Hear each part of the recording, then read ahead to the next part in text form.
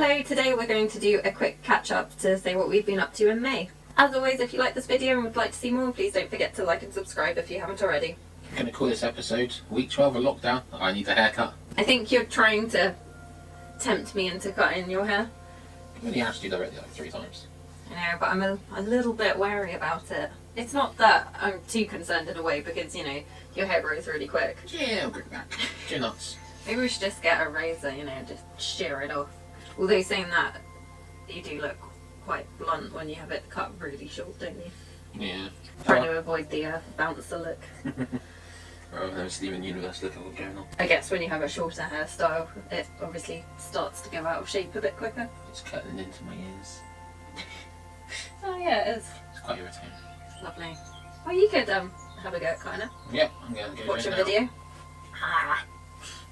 I'm sure there's loads on YouTube. So, besides not cutting our hair, actually, yeah, because I think, did I cut my fringe over a month ago? Yeah. I cut that really short. It's actually grown out okay, but there was probably about 2 weeks where it was unbearably short. And I just kept trying to flatten it down with a hairband, but finally got to a point where I can live with it again. I haven't done much garment making. I don't know why, I'm having a real block with sewing during this lockdown. Yeah, you done loads of knitting. Yeah. Crochet. I found knitting and crocheting a lot easier. I think it's because I can just sit down and watch something, and they've also been quite simple projects. Mm-hmm. So I've been knitting the Art of Knitting Throw, which I think I worked out. I got in possibly 2006. Mm-hmm. So it's a very long-standing project. And it's obviously taken me over 10 years to complete. But I've finally made it, which is amazing. So we've watched a lot of Marvel films while I've been knitting away at it. I finally got all the squares done. And then what you do is, once you've sewed them all up, so you sew them in blocks of 9, and then sew those blocks of 9 together. Once you've finally got all of them sewn up, you then double crochet around in one colour, and then do an outer colour as well. And then that's it. So this is the final result. Good. Yeah. Double that. Yeah, that'll help. So yeah, it hasn't been blocked, which you can probably tell a bit. But I kind of figured it's probably going to go on a chair and get crushed anyway. Yep.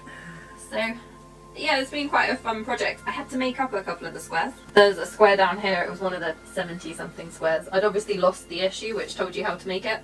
It's got this sort of eyelet panel on it, but I just worked out how to do it in the end. I looked at the picture, I had like this tiny little inch, maybe, I'm not even sure it was an inch big, this square showing, because I had the instructions on the order of how to sew up the bottom panel, but I didn't have the instructions for the square, but I did have a preview of the square, so I used that to work out how many stitches to cast on and how to then make this particular square. But yeah, so it's finally done. It was a bit anticlimactic actually, finishing it. Well. It's just been going on for so long, and then I think, to be honest, because I was really ecstatic when I finished the throw that's on our sofa, Yeah. which is all a random array of colours. It's all the same square, it's a crocheted throw, but I think it just felt a bit more individual, personal, whereas this feels very, I mean obviously it's still quite random, all of the squares are nice. pretty different. Yeah, and it is nice, but I guess if I designed it, it probably wouldn't have looked like this. Well, I think this has also helped keep you going during lockdown. So you watched a lot of TV and films while making this, and when it came to an end you're like, oh, I don't know what to do now. Got to pay attention with films, I. Yeah, we kind of I got to the end of this, didn't I? And then it also coincided we'd had a couple of days off work right by the bank holiday, and then it got to Tuesday after the bank holiday. I'd finished this the night before. There was a lot of work going on at work, and I just completely lost the plot. Yeah, you were not a happy bunny at the end of that day. No, it was a very stressful day. It picked up after that, but I did start a new project, so that might be why. Yeah, I think it helps. I think your projects help you cope. Yeah, so that's that. So I'm really happy that's finally done. And yeah, it's just a big achievement. I've never knitted a whole throw before. Part of everyone. Well, that's crocheted. Oh, okay. Sorry. So while Chloe's been doing that, the Raspberry Pi camera we were going to put on the ceiling. That we mentioned in the last video. Yep, we've got a video on that, just discussing it. And you're going, yeah, it's all done. Woohoo! We just need to put it up on the ceiling and get a new memory card, which has a larger capacity. Okay, so I've got the SD card, and I cloned the SD card that was in it and put it across, so it's now 120 gigabytes. Great. Downside to that was the camera. The wire connecting the camera to the Pi was loose, and it managed to short circuit the camera module. So I've had to send it back because it essentially burnt out the camera module, and I'm getting replacements in. Probably just a faulty unit. It probably shouldn't have done that, but whoops. So it's all ready to go once the new camera unit turns up. How long would that take? I have no idea. So probably a week. Mm. So I'll get there. I'll get there. So Phil was quite disappointed with that after having such a success with it, getting it working when he had some issues with the coding, and then we're back to waiting for a new camera module. Was it? Yep. Yeah. So he's been doing another tech maintenance at home on his day off from working in IT. So something I have finally created, which has been on my to-do list for absolutely ages. I'm not sure which catch-up I brought it up in before. I might have brought it up in a couple of catch-ups. It might be in my February one, and then it's in one from months ago. Mm-hmm. I don't remember when I took custody of this pouffe. So backstory, even though I've probably said it loads of times when I've mentioned it before, going, yeah, I'm going to recover it.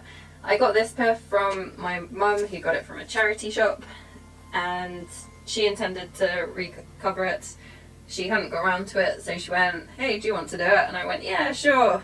And she chucked in a couple of different fabrics with it, and off I went back to Cornwall with this pouffe, and then it sat on the floor in our flat in various places for absolutely ages. You got around to it though? Yeah, so I finally got around to it. Was it last weekend? Yeah. Yep, so it was kind of in tandem with you making the camera. Yep. And yeah, so I made it. So it used to be this sort of like dusty pink colour in upholstery fabric. Like a bit of rope around it. Yeah, it had a weird bit of rope stringy stuff, but then it also had some cord around it.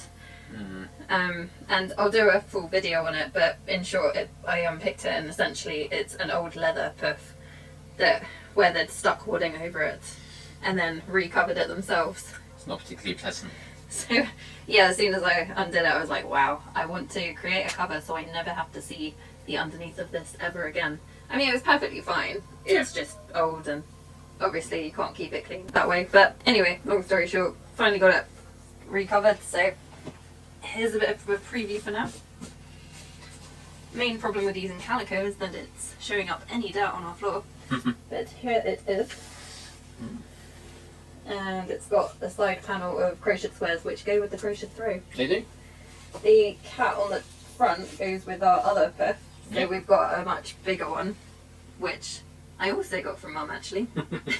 So I just take old pouffes off Mum. Oh, so? Yeah. But anyway, so she had, I think it was an old IKEA curtain, and we've got a larger style of this cat on the other pouffe. So we focused on the giant cat. There was only one larger cat on this panel of curtain fabric because it wasn't that big. No. So we focused on getting it central on the other pouffe, and this was a number of years ago. I wanted to add another cat for this one, but it turned out we only had one full cat left on the panel of fabric, which was this one, but I think the fabric cut off maybe uphill that, so I couldn't have used it to cover the whole of the top of it. So I've reversed the pliqued a little window here to show it. But underneath this, so I've got a panel at the top and a panel at the bottom, and then I've got the crocheted squares, so I've crocheted it in effectively. But underneath, I've created a whole cover in calico, so as I say, I never have to look at the innards of it ever again. So yeah, so that was a big achievement, and yeah, I'll explain a bit more about the construction probably in the next video. But yeah, I'm really happy that this is finally done. Yeah, it should And it makes me very happy. So a bit different to the throw, because I do feel like this is a lot more personal and a bit more unique. So moving on to what I'm focusing on. So I was doing a textiles course before, pre-pandemic, and obviously that kind of got cancelled. So I haven't really focused on it an awful lot because there's been an awful lot of things to do work-wise and we've been quite tired. But I'm doing a bit of eco printing with that, so I'll try and share a bit of that soon. The other project, I was also doing a garment making class, wasn't I? Which also got cancelled. Technically that one would have finished by now, but I haven't got around to making the garment. I got a bit flustered on a particular instruction, and I wasn't sure how to continue the project because I was lining the dress. I think I have mentioned it before in a video, but I'm not sure I've shown the pattern, so just in case I haven't, I've got it here. Ooh. So it is the F6013 New Look, and it looks like it came with Sew magazine. So I'm making the dress, and I'm making it out of That's this nice fabric. Yeah, this is obviously a bit I've got left over.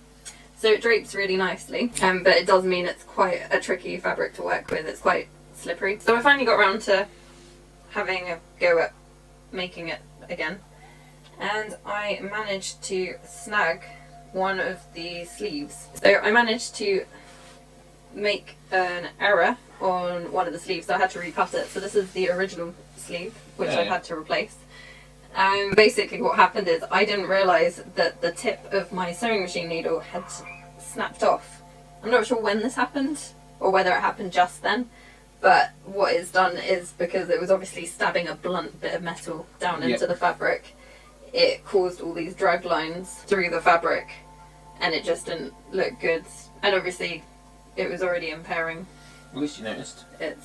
So I promptly changed the sewing machine needle. I finally worked out where I was stuck. It's just, I guess there's an extra element trying to think about how it works with the lining, but it'll probably be worth it at the end. So anyway, so I'm persevering with that, hoping to share that soon. So what else have you been up to? The final thing I've been up to recently is I've been doing a little bit of weaving. So as we mentioned, had a low moment when I finished the throw and needed something else that I could do while sitting on the sofa. So I picked up, because I've got loads of, you know, when you get a magazine and then you get the free gift, and then you go, yeah, that free gift's great, I'll do that at some point, and then you never get around to it. So I've got 3 Ziploc bags full of those sort of projects. So I thought I'd have a look in one of those and pick out a project, because I think I mentioned in my Make 9, so the Art of Knitting Throw is one of my Make 9, and the shawl I made for my mum was the second yarn-based project. So I've actually done both yarn-based Oh, that's cool. hand-based projects. So they're all done, and I didn't actually really have an agenda on what the next one is. There are lots of things I want to make, but there was nothing I was Should I try this instead? targeting. Yeah. So which one is this from? So this is from issue 58, which is probably years ago, because I only got Molly Makes for a brief spell, and it was quite a while ago. It's a little weaving loom, and you kind of make it up as you go along. So it gives you a starting point to show you how to make the tassels at the bottom, and tells you how to make the first section of grey. But then it kind of says just, you know, make it up from now on. So that's what I've been doing. So I've added another tassel-y section, probably carry that on for a little bit. Then I'm going to add a couple of other colours, and then essentially you get up to the top. You put it on a little wooden dowel. Yep. Apparently it came with one in the kit, but it's not in there, so but obviously I got this years ago, so I can't really complain. And it was a free gift anyway. Yeah, and then you can hang it somewhere. Oh, that'd be nice. So actually I found this really therapeutic. It's quite nice to do something where I haven't got a big plan, and it's not for anyone. It's just a little bit of fun. Yeah, exactly. So it's been really enjoyable to have that. And again, it's something that I can just do as we watch something on TV. So this one's been a nice break between more intense projects. So what are your plans for June? Survive. Survive? Yeah, that's where I plan. What? Try not to break anything at work. No. Well, I guess one of your plans for June is to get the camera sorted. I want to get the camera sorted. The camera will be up there by the end of June. Right, so my plans for June. Oh yes, what are your plans for June, sweetie? My plans are to get that dress done. Yes, Hopefully in the next couple of days, because it's been dragging on a bit. So I want to finish my yellow dress. I'll probably finish the weaving loom thing, because I can imagine I've done quite a bit so far, and that's only been the last few days, so I can imagine that will probably get completed. But like I said, I don't have a set target with that. I'm probably going to decide on my next yarn-based project, possibly like a bolero. because I've got some leftover yarn from my black cardigan last year. And also because it's the summer, it's easier to knit with black yarn at the moment. Because the light levels are better. Oh yeah, the sewing weekender. Oh yes. So that's in a couple of weeks, which I might do. So yeah, if you haven't seen that, the Fold line have advertised it. So this year they're doing an online based one, so as many people can sign up as they want to. So, and all the proceeds go to charity. Yeah. It's only £12, isn't it? And then there's an Eventbrite admin fee. Yeah. It's just not a terrible price. So yeah, that it sounds like quite a good idea, because then you've got a whole weekend to focus. So you basically set up your computer, set up your sewing machine, and then you attend sessions online and get on with the project, which is essentially what they do at the in-person events. But because it's looking unlikely that it's going to go ahead, they've decided to push it forward and make it remote. So yeah, that might be on the cards in the next couple of weeks. But, so yeah, I'll probably choose another garment to make for that. But I'm not sure what yet. Got any ideas? No, you probably should look at your list of 9 items and see if there's anything there you Oh, want to my get make 9. Oh gosh, yeah. I've got dungarees to make actually, that might be a good idea. So you do with dungarees.